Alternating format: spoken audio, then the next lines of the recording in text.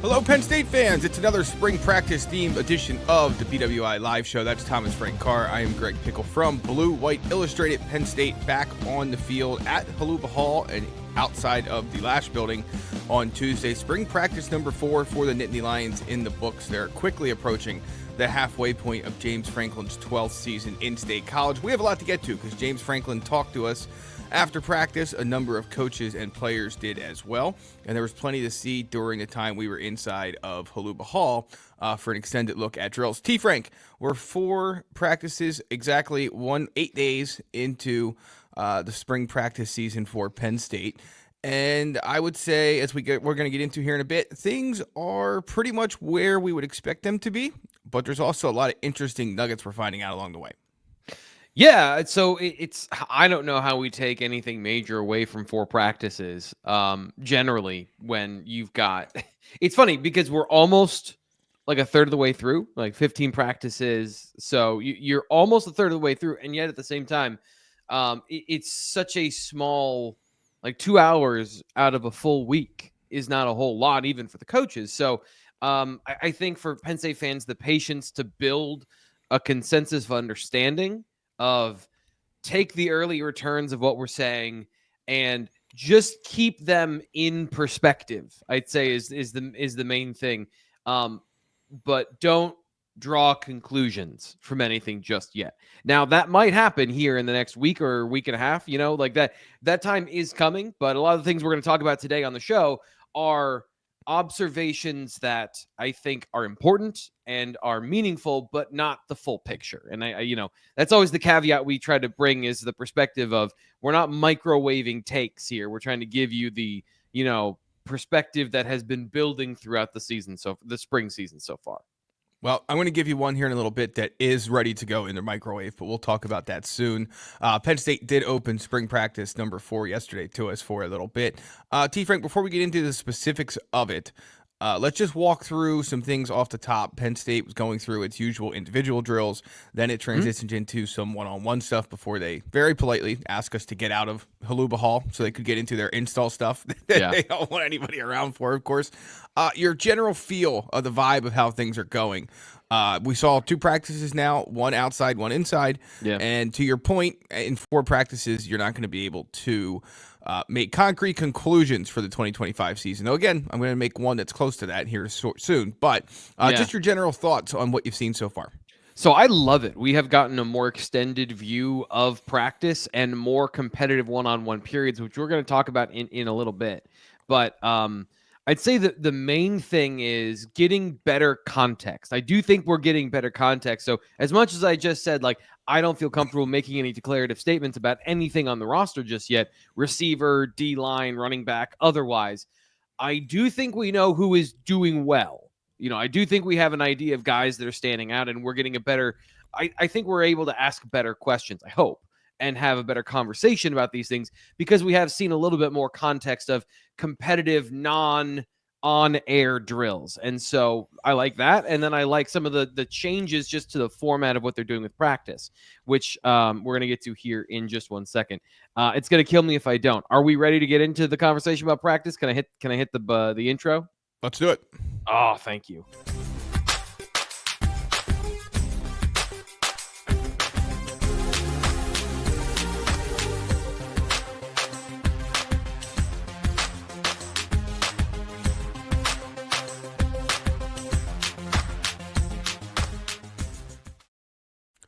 So what's your declarative statement? Just tell me. I'm dying to know what your microwaved, I know this to be true is.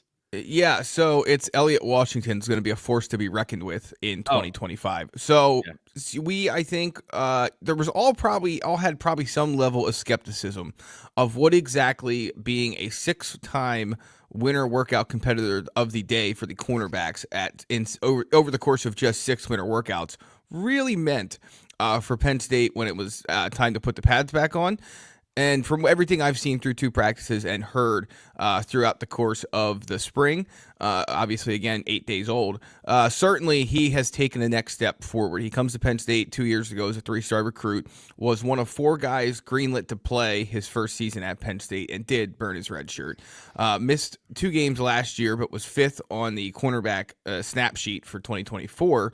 And I think, when you looked at the roster overall, I don't like doing this as a prediction, but when you looked at the roster, looking back on it now with the context of everything that's happened, I think if you were going to make a list of potential transfer portal candidates, he may have been one of them, just simply because of how that season went. But there was opportunity in the cornerbacks room.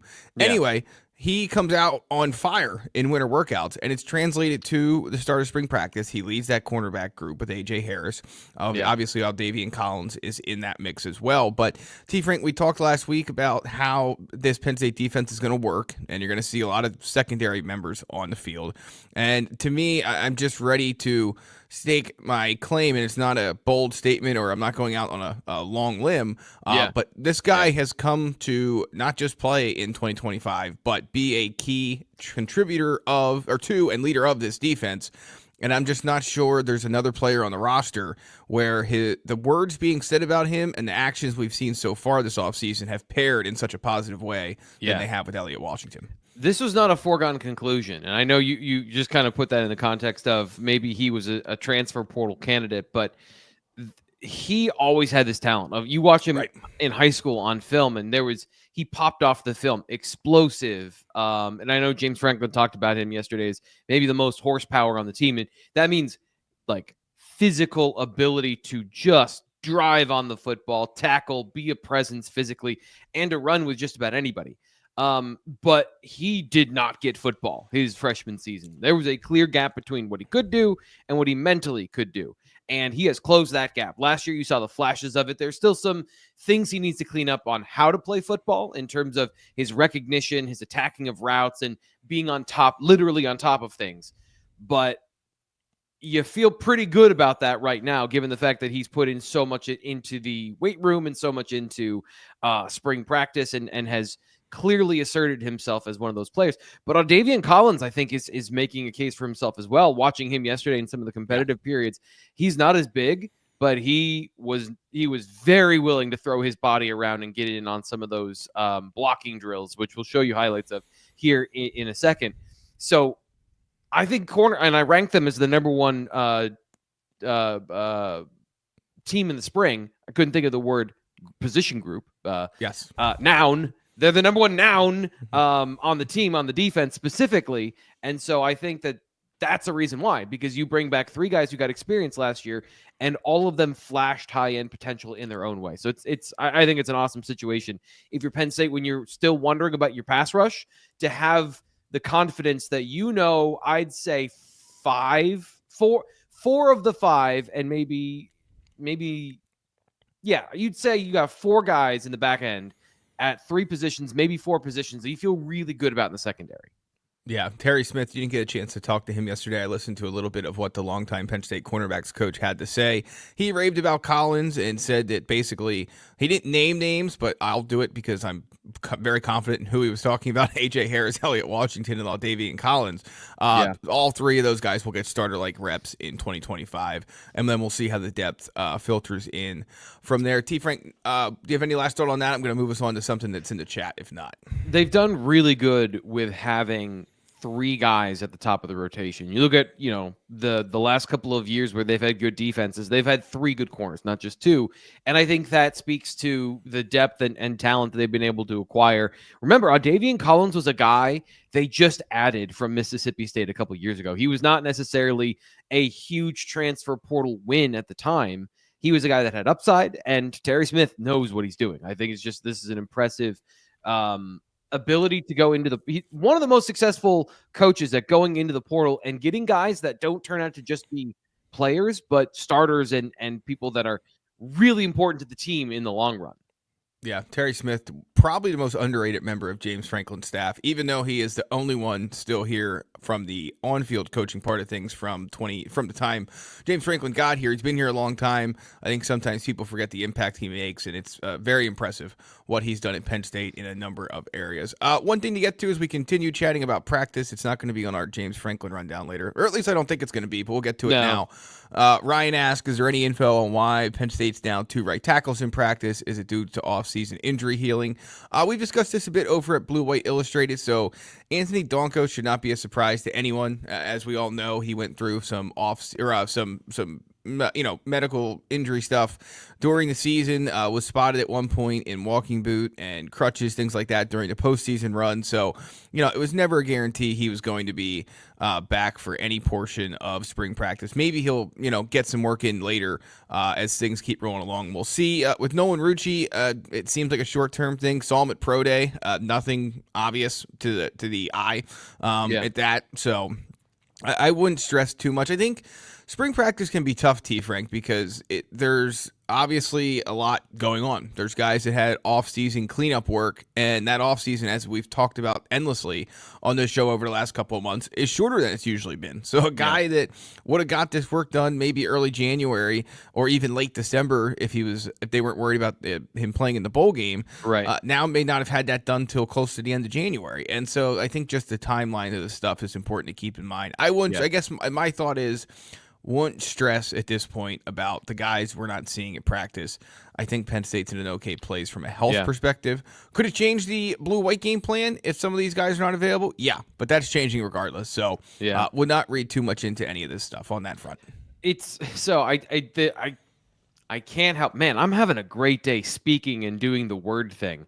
I have this conversation with my wife all the time. My wife works in healthcare, and she always points out, we talk about surgery in football and in sports in general as this very routine thing. And it is in sports, but you called it cleanup and you called it like routine things. That's absolutely true. But surgery is still surgery. If you cut open the human body, there is still a healing process that has to happen. And while these guys are in an accelerated rehab period because they are young and they are like uber humans, it is still surgery. So there are those effects that you have to take into account.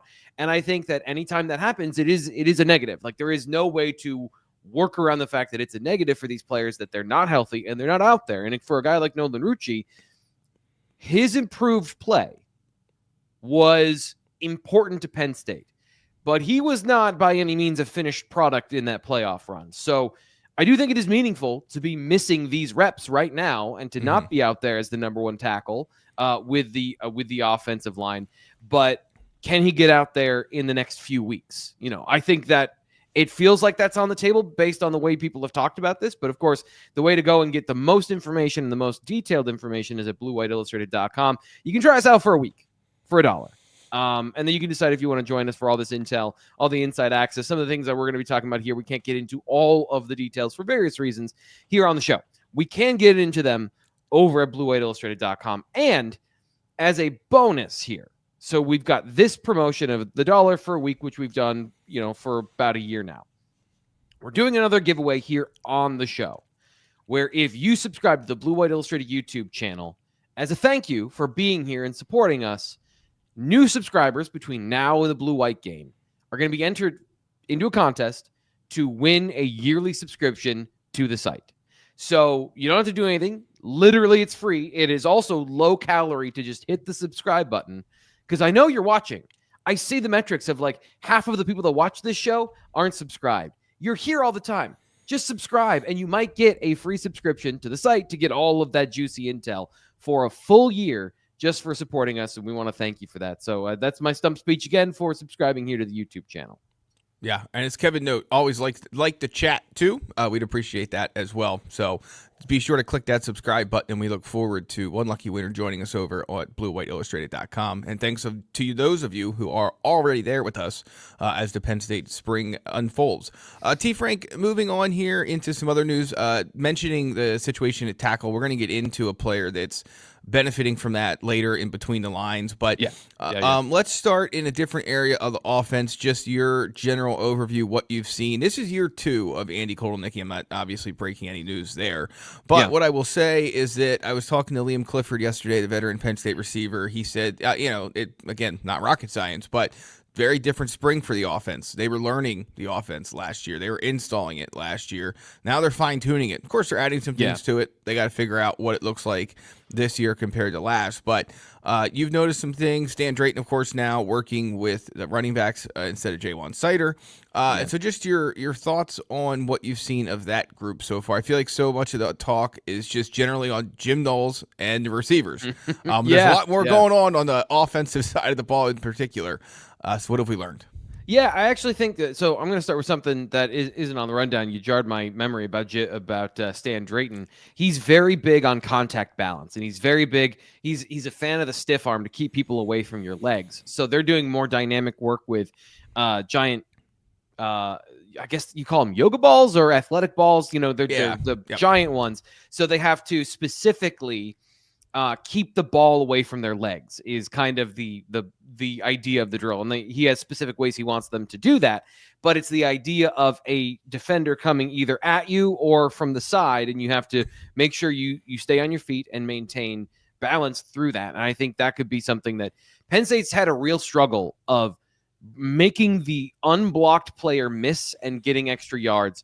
Whether it's in the screen game, Tyler Warren struggled at this sometimes when he got downfield with safeties. He just decided he was going to run over them instead of being able to get around them and generate those big explosive plays. And then the running backs, like they have feasted on the yards that are there, and they're getting much better about making even negative plays into positive plays. But one thing that they need to do better is break big plays by breaking the unblocked tackler. And so I think they're doing some work on that. And then when it comes to the offense overall, Andy Kotelnicki came here last year, started in December, had to have a plan by March. And I feel like maybe he's got a better idea of the personnel and the situation this year. And so there's some tweaks to the offense I'm noticing. And we can't talk about scheme. And I think it's, it is a courtesy, and also it is reasonable to not say, hey, Penn State's going to do X this year. And so I can't get into all the things that I've noticed, but I do think if you like old school football, there's some stuff in there that I've noticed, some tweaks that I think you'll appreciate. So you can check out the message board, by the way, for more of that information, of those detailed thoughts and ideas. But there are things coming to the offense that I feel like maybe will fit the talent a little bit better. Not to say they're changing everything, but they're adding some things that I think will help the offense in 2025 in a couple of different ways. So sorry to be so vague, but I do want you to know, the offense I do think is evolving, and you're noticing some of those basic building blocks that they want to get good at. They're starting on those now.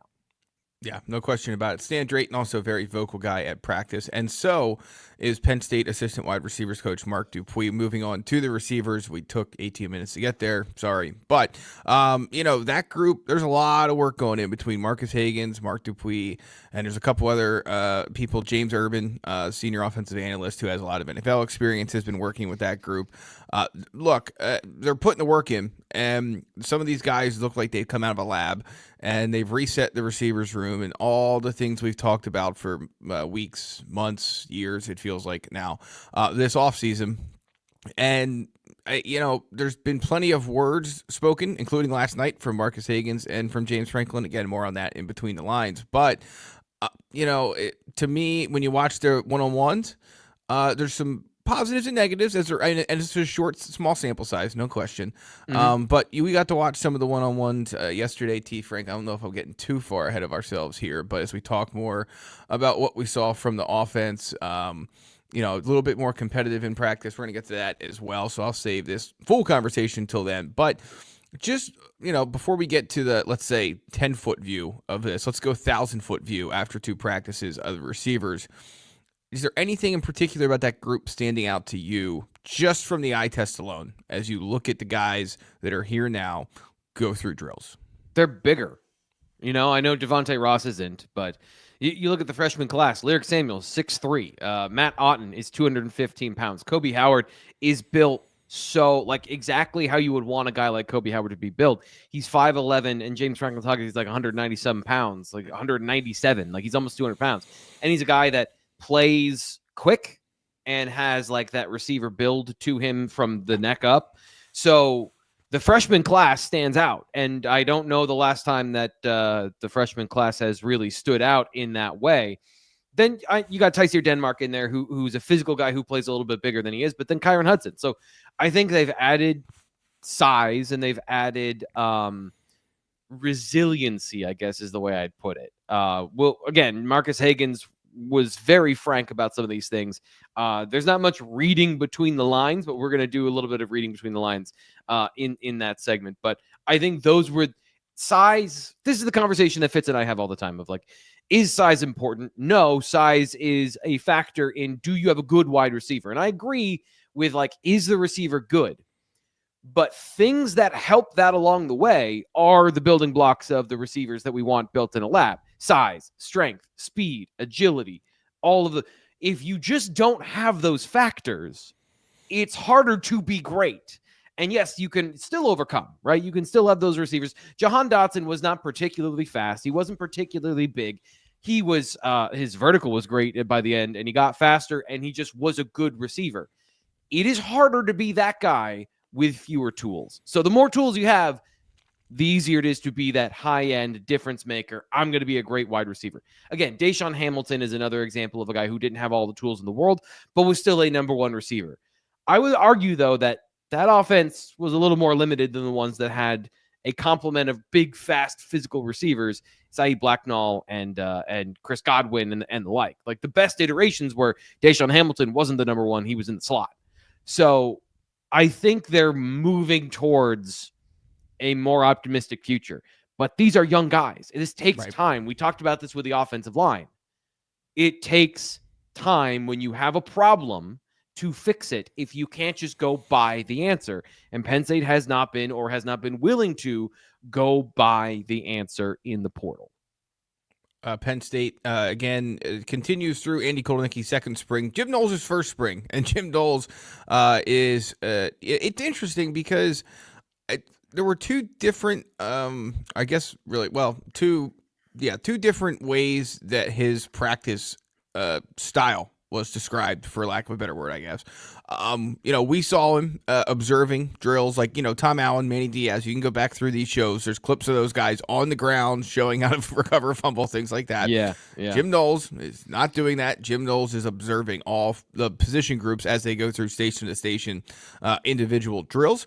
James Franklin saying about him being a man of few words, but then on the flip side of that, T. Frank, we heard from Zane Durant, who's like, well, I'm not sure what you guys mean. He's quiet because I hear him a lot when he's barking instructions, and his face. I guess his go-to line is, "Do you not know the play?" If there's a mistake. So,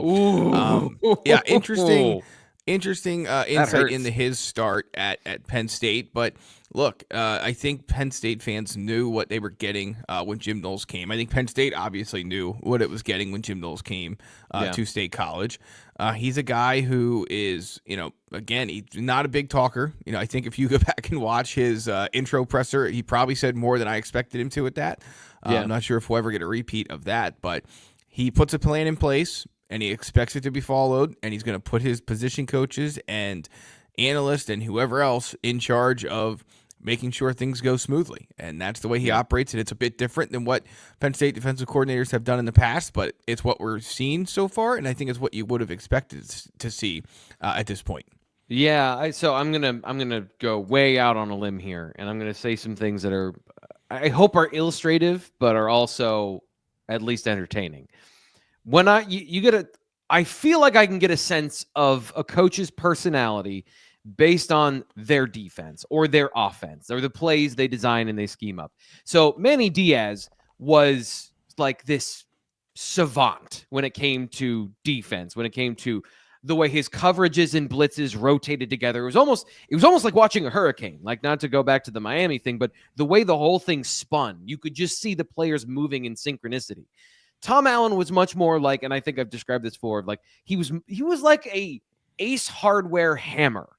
Like, it was not anything like Manny Diaz. It was an instrument that will get the job done and is classic and is a hammer, and is going to be, physical, in your face, aggressive. Jim Knowles is very cerebral. It feels like watching his defenses and hearing him talk, hearing him speak and talk and watching him in practice, like not saying a lot, not being bombastic, just watching and observing and then applying all of that he's seen and took in and he takes in to then adjust and get what he wants out of the scheme. I feel like that might be his approach. And so maybe I'm out on a limb on these things, but it feels like that is correct. Watching his defense he doesn't go over indulgent on one scheme. It's not like he plays everything cover one. It's not like he plays everything press. He doesn't blitz all the time. He doesn't do one thing. He spreads out he spreads out his defense so that you can't really get a strong beat on what he wants to do, but it all is in service of these ideas in his what he wants to get out of the defense. So I think if you're looking for field general guy, not going to be him, but I don't think that makes him less effective of a coach. Yeah, certainly has led a lot of good defenses, and Penn State will expect him to lead another good one here in 2025 now that he's in blue and white as well. We saw some passing action yesterday, T. Frank, both before and during the one-on-one sessions.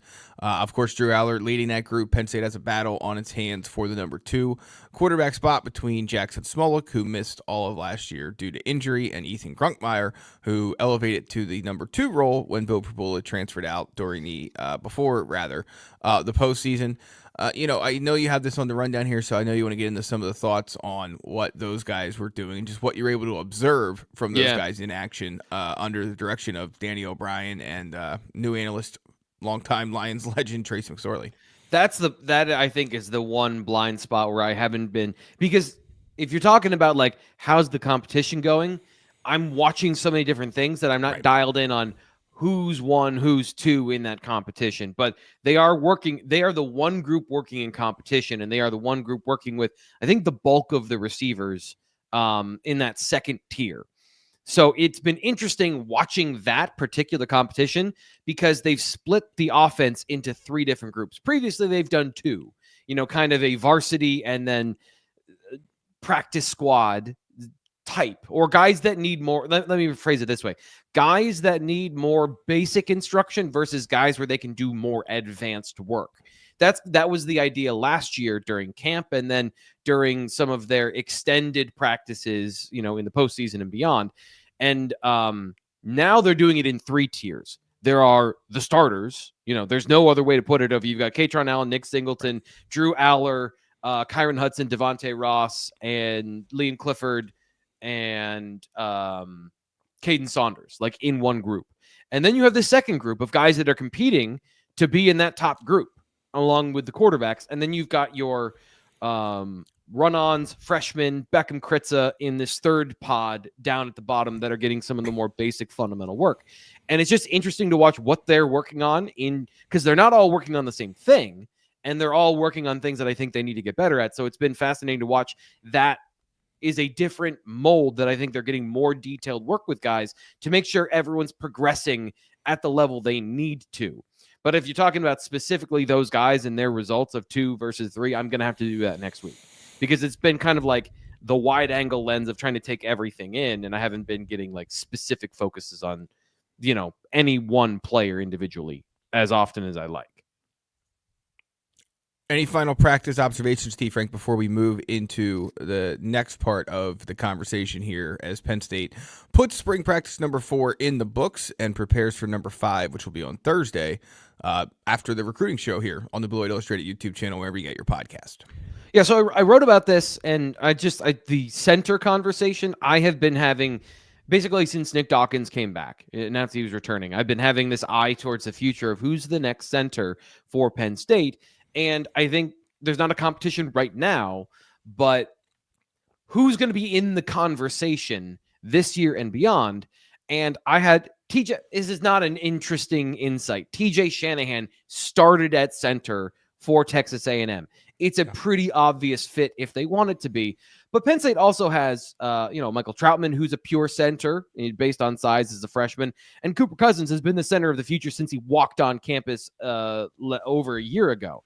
Yeah. And so I've just been keeping an eye on who's involved there. Both those guys were involved in snapping yesterday when Nick Dawkins was taking some time off. So I find that that is an area I'm keeping an eye on.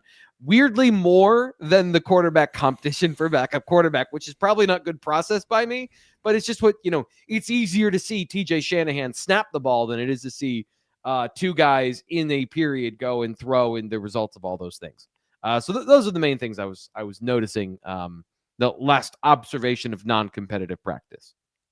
Yes, well, the competitive portions of practice were the second part of what we saw on Tuesday, so it's perfect that this takes us into the second half of today's Blue White Illustrated Live show. It's Thomas Frank Carr. I'm Greg Pickel.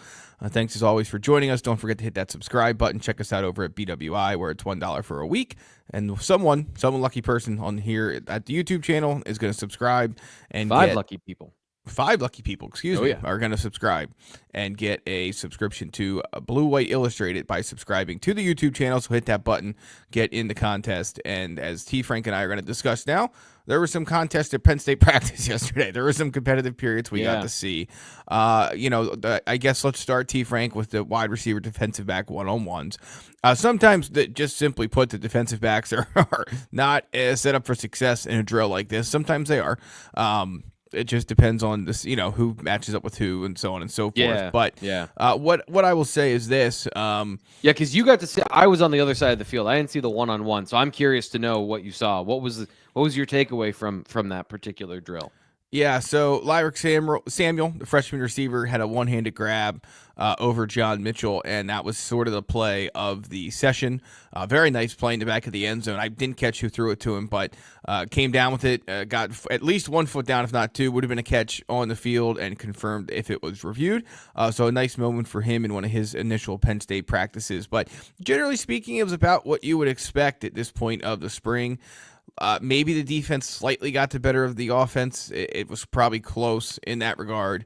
There were some guys. Aldavian Collins had a nice pass breakup. Antoine Belgrave Shorter had a nice pass breakup against some of their teammates at receiver. So I guess the biggest takeaway to me, T. Frank, is other than the fact that it's practice 4, take it all with a grain of salt, is that these guys are aware in both the secondary and the receiver room what's at stake this offseason. Like, okay, Zachy Wheatley is the guy at one of the safety spots, right? And at corner, it's AJ. We talked about it. It's AJ Harris. It's Elliott Washington. It's Aldavian Collins.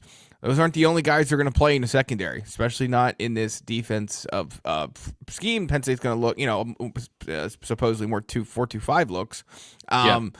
And those guys are well aware of the snaps that are available and the work they have to put in to do it. So it was very, competitive. I hate to sound cliche or obvious, but the receivers, of course, as we'll see from Marcus Hagens here in a little bit, know what's at stake for them. There's a ton of snaps, of course, that do not return to this Penn State team from 2024 in 2025. So I didn't see what was going on the other side of the field with the linemen, but I can tell you that at least for that group of secondary and receiver guys, the main takeaway for me is that, as you would expect, and as I think, you should all be hoping, these guys know what's at stake, and they're willing to put in the effort to try and put themselves in the best pecking order position possible once it comes time to make those post-spring depth charts. Yeah, and so those, I think the part I will maintain here, and I want to see how this progresses, is I think these competitive periods are going to help determine what those passing pods during camp look like, right? So you have that top group that I outlined. I don't think that top group is set in stone in any way, shape, or form. I think some of those guys are going to be there. Some of those other guys don't have to be in that top group. Tyseer Denmark is not in that top group. Some of these young guys that we've been talking about and highlighting that have been standing out, they're not in that top group. And I have noticed, we don't necessarily want to call out receivers. We don't want to call out defense backs, linemen, and whatever. They had a terrible period because I don't think we can generally trust the internet with being emotionally mature about those conversations. So we generally just point out, like, these guys are having a good day. But the inverse of if one guy has a good day in a competitive period, it is more clear that a guy is having a bad day.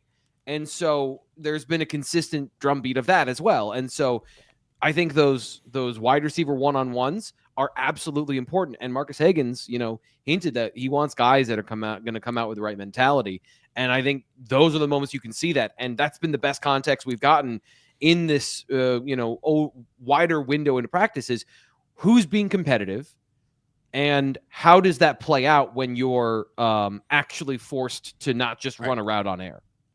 Right. And there was plenty of guys, again, who were well aware of what was at stake during that session. What did you see on the other side of the field, T. Frank?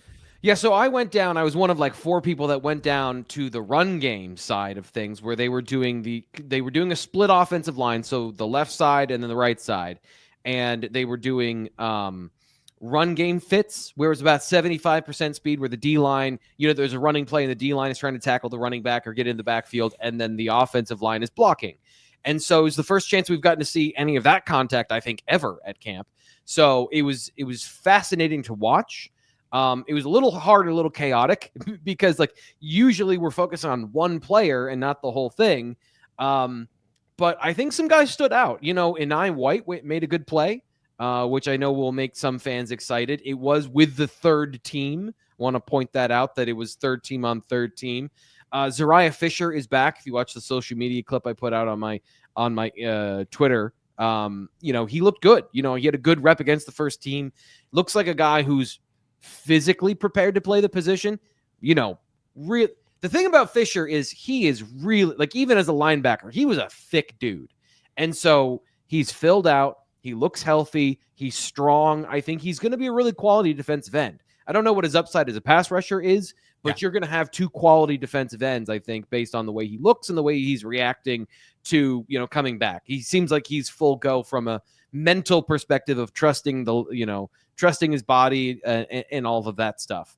And then I listed a couple of other guys, in my observations that looked like they were doing pretty well in the run fits. There was one, it was about 75%, so it's tag off. You go through the drill and then you don't tackle the ball carrier. It was still enough that a couple of guys got into a back and forth and some shoving. And I think somebody tried to throw a punch, which was, I never understand that if you're wearing a helmet, the other guy's wearing a helmet, what are you doing?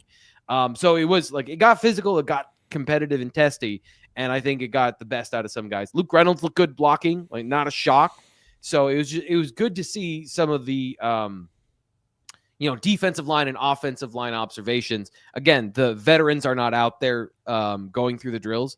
Venga Ioane was the only guy that was like a starter that I saw on the right side, which is closest to us, who was actually participating. So when we talk about it was also a good example of when we talk about guys getting veteran rest, Nick Dawkins isn't going through these right now to save on his legs so that he's ready to go in the season.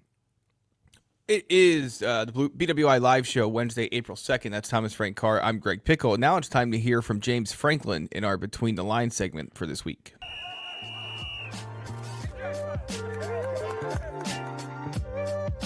They have both gotten reps with runs.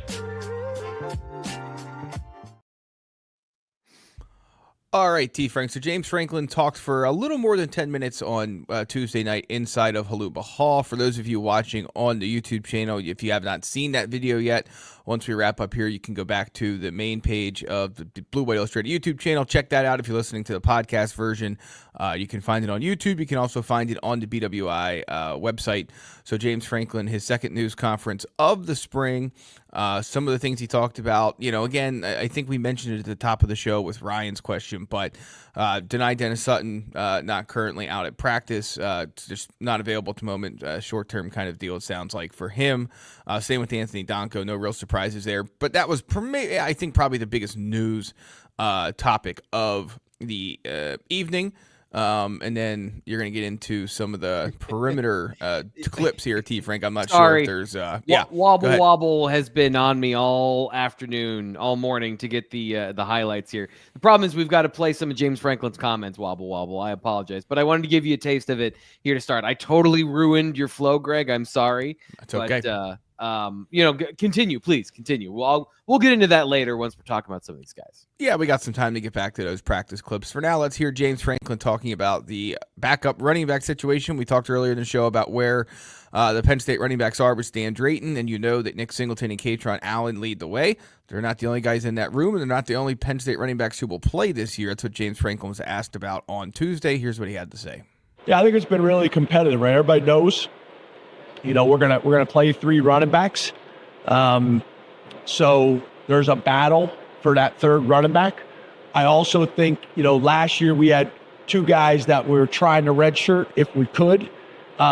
Those guys now obviously been through that. So now not only are they competing to be that third running back, but they're also need to have a huge impact on special teams. They probably could have last year, but again, we were trying to save their red shirt. So now it's competing to be the third back, but it's also competing for a big role on special teams, which they need to. They need to have a bigger role on special teams now that they're able to.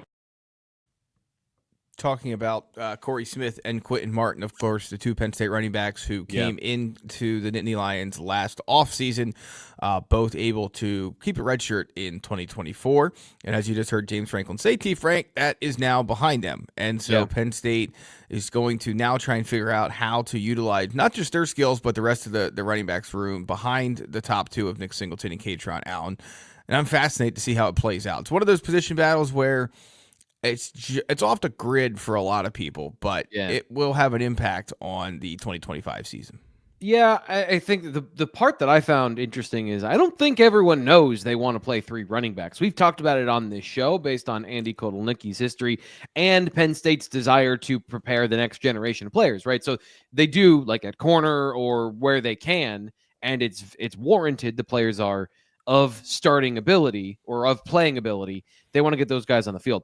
But that was definitely not the case last year for the reasons Franklin, outlined there. If you didn't know that, if he didn't say that, I don't think everybody does know they wanted to play 3 running backs, because last year they absolutely didn't. They played just 2. But that obviously is a circumstance of the year, the situation, and Cam Wallace's injury.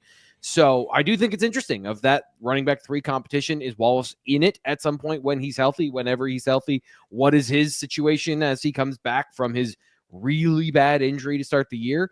And then, do any of the freshmen get involved? Is Tyke Hayes? He talked primarily about Corey Smith and Quentin Martin.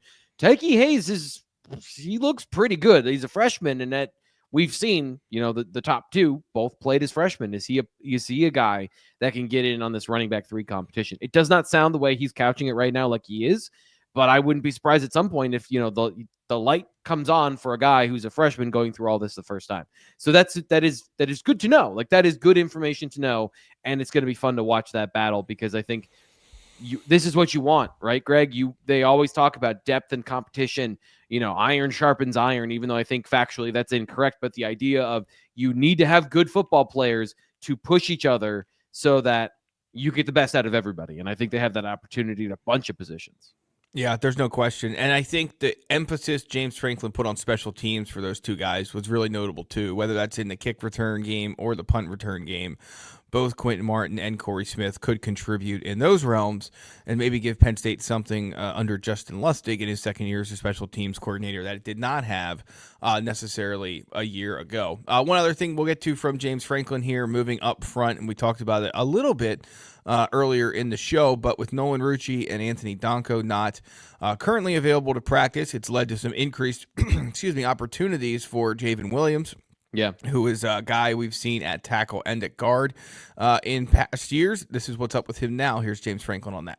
I'm a big Javen Williams fan. It's been awesome since the day he stepped on campus. It was a little bit of a learning curve for him because he went to a high school that maybe threw it 5 times in his 3-year high school career. So passing game was something that we had to work through. But all the cultural things he learned from that program, all they do is win. Run the ball. He knows how to run block. He's great in space. Great kid, great attitude. He's got a very, very bright future for us. Right now, this spring, we're predominantly got him at tackle because obviously we have 2 tackles that aren't here right now in terms of practicing. If they were here, then he'd be splitting time between tackle and guard and competing for one of those jobs as well. But it's really good experience and really good opportunity for him. And the way he's going right now, he's going to end up being a part of that competition for the right tackle spot too. Two more guys. Initial thoughts on all that, T. Frank? So selfishly, that last part he mentioned of if those guys were healthy, he'd be competing for one of those guard positions. An incidental thing of moving the competition from right guard to left guard, of moving Venga Ioane to right guard and Cooper Cousins to left guard, which we documented last week, is Javen has been a left guard. When they move him around, he's primarily been on the left side. I think it's actually a revelation he's been so good at the right tackle position, because he was a guy, as Franklin mentioned, didn't have a whole lot of pass blocking experience. So if you're just learning to do it left and right, that is a little bit harder than just focusing on one side. So I think there's a foregone conclusion that Cooper Cousins is going to be the starting left guard, and that's probably true. But Javen is going to play. It feels like there's a groundswell for Javen is going to play. Watching practice the last couple of weeks, or last week and this week, he has been getting the predominant number of reps at the tackle position when they go into work, like individual periods where they'll split off left and right. They'll split off guards and tackles. So you're getting really granular levels of instruction. And every time I look over there, Phil Troutwine is working with Javen Williams. And, I'm not saying that I know if it's good or bad, but he's getting a lot of instruction. There's a lot of time that he is getting individual coaching from Phil Troutwine, which is only good for a guy that is a talented individual that needed the work. And I just feel like when you're looking at the competition on the offensive line, talking about what we just said about receiver, offensive line is the same thing. If he was given the opportunity, he would be competing with Cooper Cousins right now for a starting job or for a rotational role at guard, however that works out. So I just feel like we're going to see Javen Williams this year as long as he continues to do what he's doing, which is only a good thing for the Penn State offensive line, which has so much depth. They have so much talent. I think you should be very excited if you're a Penn State fan, because he fits what they want to do on offense from an athleticism and explosiveness, running in space. He's going to be very good in this offense as long as he can continue to get better at the details. Well, there's a long conversation in the chat going on about the receivers. So let's get to the final portion of today's PWI live show, which is when we hear from Penn State receivers coach Marcus Hagens. Enters his third season as the leader of the Nittany Lions pass catchers. Obviously, he is as well aware as anyone, and obviously many of you, as the conversation continues in the chat about the Penn State receiver conversation. So this was an interesting news conference. I didn't get to listen to the whole thing yet, T. Frank. We have some clips we're going to play for you all here in just a second. But can you set up for everyone listening I don't know if tone's the right word, but just take us inside that news conference before we play the clips to give some context of how everything played out. I'm always a little bit disappointed because it doesn't really come across in video. Yeah. But you get a certain sense of a person's presence when you're there. And there was a clearly, I don't know if hostile is the right word, defiant, angry Marcus Hagens. He was so I have in person haven't gotten a chance to talk to him more than a handful of times. And the one that stands out is I got a chance to talk to him mostly, just talking to him, trying to get to know him. His first season here where it was media day, we were out at Beaver Stadium. We just had a conversation. He was a really nice, affable, felt like he wanted to get along kind of guy. Not the dude that is on camera here. Very different personality. And I think just generally, and we'll get into this here in a second, he's somebody that it feels like got hit in the mouth, right? The last 2 years or so as a position coach, his pride, the production of his room. And I think it shows you something. Some guys get hit in the mouth, right? And they back down. Marcus Hagens is not that dude. He's a dude that, there's a look in his eye. He's coming out swinging this year as the position coach and as the receiver room. So, that's kind of my big takeaway of what I saw from Marcus Hagens. It didn't, watching the videos, I don't know that it came off exactly that way, but there is something that is missing of not being there and seeing and feeling the body language as he's talking. All right, first clip we're going to hear from him answers a question of what is the right guy for Penn State's receivers room here in 2025. Here's what Marcus Hagens said in response to that. You got to find guys who love football and guys who are tough at, excuse my language, just tough shit. Every day, you play football in the parking lot and you roll the football out and we were going to tackle, they wouldn't give a shit. They just line up and play.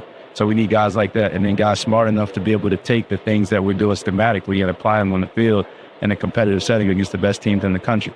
And when that happens, those are the right guys. And guys that show up every day ready to compete, not just show up to practice because practice is practice, but show up with the intent to dominate. Like said something I didn't want to say, but we're going to win. Like every rep that we take, every period, and then it just becomes a habit. It becomes a culture, and then becomes a thing that you see on every Saturday. So when you talk about the right guys, I want guys that roll the football in the parking lot and play cat. And I think that's just finding the right guys that have the talent, but just that thing that just drives them every day to be tough, to refuse to be outworked, to just every day show up ready to work and not complain and not bitch and moan. Just I'm here to work. I'm here to show up. I'm here to get better. And that's the kind of guys, when you say right guys, that's what we're talking about, those kind of guys. So now I'm just going to show you them doing that. But Greg, did that come through, what I set up? Did you feel that kind of vibe coming from Marcus Hagens in that clip? Yeah, I mean, it's the kind of vibe he should have, right? I mean, if he had this tone or approach that all was well and everything's fine and along those lines, you the listener, us, the two guys sitting here talking about it, and anybody else with an awareness of this Penn State receivers room would be sitting there saying, like, what world's this guy living in? So yeah. I think it's exactly it. It's exactly what Penn State needs. And so that is the message in the receivers room behind closed doors, I'm sure. And it's the same one being conveyed in public. So yeah, that's what Penn State needs. Without question, from not just some, but plenty of guys in this receivers room this year. They did a bit of a reset. They brought some guys in. They have some guys coming off of red shirts and some guys who are going through their first spring practices. And, there's some guys where it's time to do that. It is right now time to do that. And we'll see who ends up being the one or ones that can do it consistently. But I don't have to tell you all that if Penn State can't find some guys that can do this stuff he's talking about consistently, they're going to be in even more trouble than they were a year ago. Yeah, and between the lines, they haven't had that grit. They haven't had. He wants guys that aren't bitching and moaning at practice, meaning there were guys that were making excuses and bitching and moaning that everything was, they weren't taking accountability for their abilities on the field. And that came through. I've talked about this of schematic resilience in the offense, of if you have to design plays specifically for a guy to get open, or you have to design things, or you're designing everything for the tight end, it is saying something in reference of the other guys. James Franklin has been saying, like, we would prefer to throw the ball to receivers more often. Saying is so, we don't feel like we can. And so those guys that are they need to bring in guys that have that, to phrase Marcus Hagens here, they don't give a shit. They want to win. They want to be the very best. There is nothing that is going to prevent them from when the ball is in the air. That is my football, and you can get out. And so, I got fired up watching him talk. I could feel that. That's what you want. You want that look in the eye of somebody who they've been challenged. And I would not want to piss that guy off. He's a guy that played football and played a gritty brand of football. And I think that kind of shows in his demeanor in this particular situation of a guy who is, the gloves are off. And so Wobble Wobble wants to know who is number 3 in the highlight film. If you're listening on the podcast version, that is Kobe Howard. So this is what we're talking about with Kobe Howard. You would think that's Kyron Hudson. Yes, you would think that's the veteran. That is freshman Kobe Howard, who absolutely dominated on 2 of his blocks there. So that's the kind of conversation that we're talking about. Z-Man, Alpha Dog. Yeah, they want those guys. That's what, when we were talking about Tysier Denmark, he was flashing some of that stuff last year. It feels like the longer that Marcus Hagens gets the opportunity to recruit his guys, you're going to at least get a different personality out of the wide receiver room. So I think that, everyone in the chat ever since I said Jahan Dotson was a great receiver, but physically didn't have all those tools as kind of an outlier, there's been an argument about what makes a great receiver. And it is about mentality. Like, you have to have the athletic tools to beat the other player across from you if they also have the same mentality as you is important, but you can't be great without that mentality. So it is, from Penn State's coaching perspective, they're selecting these guys for talent. That's been taken care of. Attitude and action are what they need to take care of, and they're trying to find guys who have that to then turn them into great receivers. What's our next clip here from Marcus Hagens, Steve Frank? Let's go to Tyser Denmark, because James Franklin talked about Tyser Denmark as a guy they need this year to step up, and he's got to produce. And so I asked Marcus Hagens, what does it take for him to get to that level? What does he need to overcome or grow in order to be a guy that you can rely on and that can produce? Fundamentals become more important, and then being more detailed in the scheme. And once those two things match, everybody goes through a phase of first year where there's potential, like, oh, this guy can be this and be that. Now it's time for him to produce. So now this year coming up, he's got to produce. And then once he starts producing, everybody will start garnering attention and teams will start scheming for him. Then he's got to be able to perform. So this is the production stage for him. He's got to be able to take all those things we talked about last year and be able to produce, because we're counting on him. Yeah, no guy talked more about last season than Tyser Denmark as somebody who could maybe help this offense. It obviously went through a redshirt season at Penn State. And yeah, James Franklin said it. You just heard Marcus Hagens say it. Big offseason, big, ahead if he wants to have a big 2025 season in a room where, as we've said at length here, opportunity exists. Yeah, I just think it's interesting that we're back to having a conversation about the slot receiver. Like, it just, right. The mentality to play on the outside and to win and be a guy, to be a dude, to be a Jahan Dotson, as we're talking about in the chat here.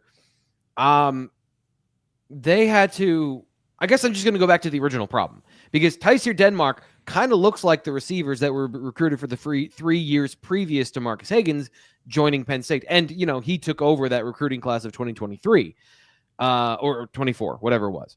But he has a different mentality. So he's a different dude when it comes to that. And it just becomes putting it all together, being able to work your way through. I understand the offense. I understand the defense and what they're trying to do, so I can go attack it. And that's his biggest thing is, making sure you're in the right place and the quarterback can trust you. But we're still talking about slot receivers. We're still not talking about the outside guys. Your number one guys typically line up outside. Now, again, you can cut a cake 1,000 different ways. And Penn State has done that at receiver position over and over and over again. But classically in football, your ex-receiver, the outside guy that boxes with a corner and wins one-on-one battles, that's your number one receiver, because you feel like that guy's going to catch the ball when you throw it to him. It's been a while since they had a guy like that. And having a bunch of slot receivers, typically that's not the guy. Again, Dotson is an outlier, not the rule of a guy who can win when you don't have some of those high-end traits. And now they got high-end traits, and do they have the mentality? And that's the thing I think Marcus Hagens is developing in these guys. Last one we have for you from Marcus Hagens. He was asked about Penn State's fans. I'm assuming this is fan expectation, T. Frank. So honestly, people talk so quiet in these that the question was like, what did you learn about the job? What did you learn about being the receivers coach at Penn State and being at Penn State? All right, let's hear it. I know this is a very passionate fan base. Very, very passionate, and people speak candid and freely about Penn State football. And you got to understand that everybody's opinion is not going to be in your favor. And you just got to focus on the job and the task at hand. I'm very fortunate to coach a great group of guys, and I work with a great staff of guys, and that's all I focus on. So not a whole lot of groundbreaking information there. Penn State fans like you all here in the chat and listening to the BWI live show today are passionate, and certainly receiver is a position you are passionate about. Yeah, and I guess the reason I wanted to include that is he's aware of... Yeah, he hears you, for sure. He hears you. And, that has an effect on people. James Franklin has been, I think, a little bit more open about talking about things in his career that scarred him. He talked about that last night of trying to install an offense against a defense that could run any coverage. And you're like, hold on, can we just get the play down? You're not winning anything by just winning this rep if you're the defense.